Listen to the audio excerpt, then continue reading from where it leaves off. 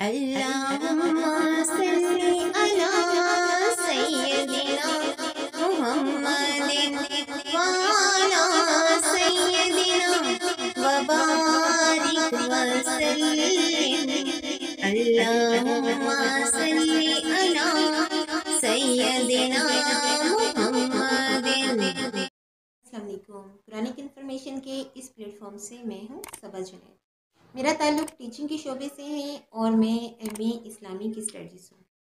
जैसा कि आपको मालूम है कि अपने इस चैनल पर हम कराची बोर्ड के तालिब इल्मों की सहूलत के लिए उनके सिलेबस के सवालात के जवाबात अपलोड करते हैं। लिहाजा अब हम कराची बोर्ड के तालिब इल्मों की सहूलत के लिए उनके मैथ और फ़िज़िक्स के सवालात को अपने चैनल पर अपलोड करने जा रहे हैं।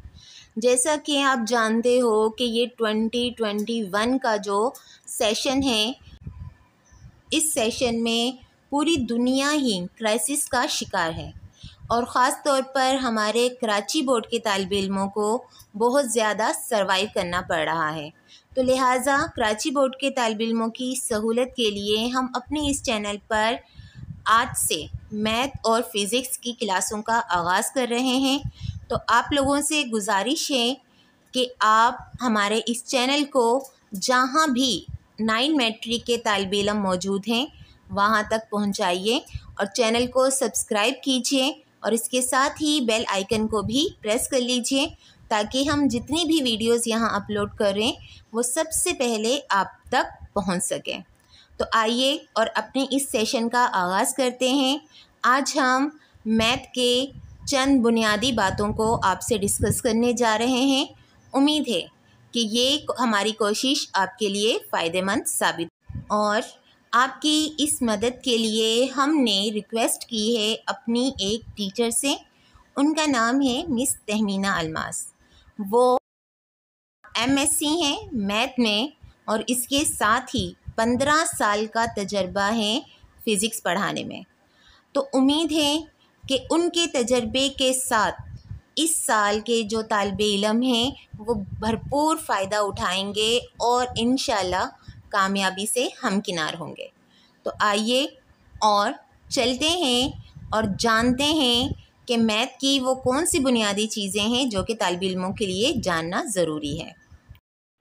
अस्सलाम वालेकुम स्टूडेंट्स, के चैप्टर 6 है और मॉडल पेपर में चैप्टर 6 में से जो है वो 3 क्वेश्चंस बने हैं। तो इसीलिए हम सबसे पहले चैप्टर 6 को कवर कर रहे हैं ताकि आपके 3 पार्ट्स जो है वो इससे कवर हो जाए।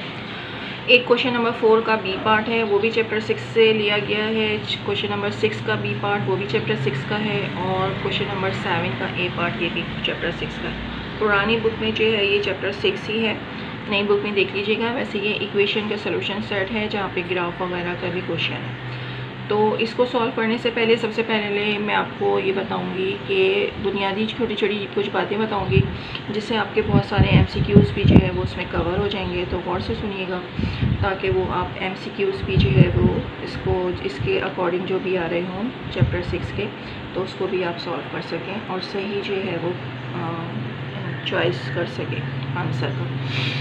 अच्छा, यहाँ पर होता ये है कि ये जो कोई चैप्टर 6 है इसमें हर सवाल में आपको दिया हुआ होगा कि हल सेट मालूम करें, ठीक है। और इंग्लिश में लिखा होगा find the solution set. Solution set find out करना होगा या उर्दू में लिखा हुआ होगा कि हल सेट मालूम करें। होता ये है कि यहाँ पर इस चैप्टर में आपको जो है वो इक्वेशंस दी हुई होंगी।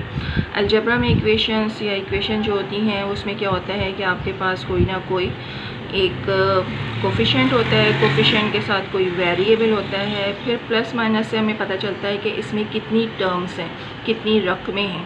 उसके बाद अगर मैंने यहाँ पे कांस्टेंट ले लिया, फिर इक्वल्स टू लगाया और 0 लगाया या 6 लिख दिया, कुछ भी लिख दिया, तो इसको हम कहते हैं इक्वेशन या उर्दू में मसावात। क्यों कहते हैं? क्योंकि यहाँ पर इक्वल का निशान लगा हुआ होता है, ठीक है। इक्वल के निशान की वजह से ये इक्वेशन कहलाती है। और सॉल्यूशन सेट या हल सेट मालूम करें उसका मतलब ये होता है कि यहाँ पे जो भी वेरिएबल दिया हुआ है, एक्स दिया हुआ है या कुछ भी दिया हुआ है, यहाँ इस क्वेश्चन में ए दिया हुआ है, यहाँ पर x दिया हुआ है, तो इसकी वैल्यू मालूम करने को जो है हम कहते हैं हल सेट या सोल्यूशन सेट फाइंड आउट करें। अच्छा, उसके हल सेट मालूम करने का क्या तरीका होता है। फॉर एग्ज़ाम्पल ये जो मैंने इक्वेशन लिखी हुई है 3x + 7 = 6 वगैरह, तो अगर हमें ये x वेरिएबल है और इसकी वैल्यू, इसकी कीमत मालूम करनी है, इसी को हम कहते हैं हल सेट मालूम करें या इसका सोल्यूशन सेट मालूम करें।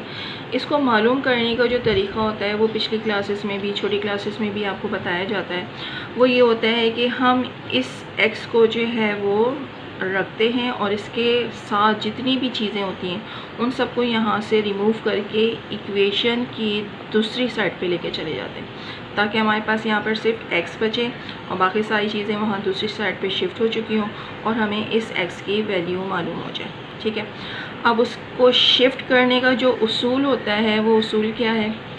वो उसूल ये है कि हम वेरिएबल को मालूम कर रहे हैं, उसकी वैल्यू, इस वेरिएबल के साथ जो भी चीज़ है, यानी जितने भी इसमें और टर्म्स वगैरह हैं, वो किस तरह है कि अगर इसके साथ कोई चीज़ प्लस हो रही है, ठीक है, और इक्वल टू के बाद कुछ भी लिखा हुआ है, तो ये प्लस वाली चीज़ इक्वल्स टू के दूसरी साइड पर जाकर माइनस हो जाती है। ठीक है, लेकिन यहाँ पे नहीं रहेगी, चूँकि वहाँ शिफ्ट हो गई है तो यहाँ नहीं रहेगी। ठीक है, इसी तरह अगर इस वेरिएबल के साथ कोई चीज़ माइनस हो रही है तो वो इक्वेशन के दूसरी साइड पर जाकर प्लस हो जाएगी। क्या बात समझ में आई कि यहाँ पे अगर कोई चीज़ प्लस है वहाँ जाकर माइनस, और यहाँ पे अगर कोई चीज़ माइनस है वहाँ जाके प्लस।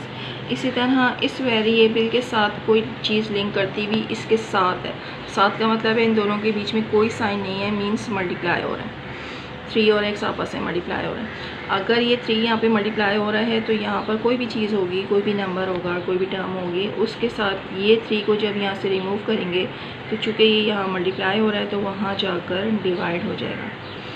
और इसी तरह अगर इस x के साथ कोई नंबर डिवाइड हो रहा है तो वो दूसरी साइड पर जाकर जो भी नंबर है उसके साथ मल्टीप्लाई हो जाएगा।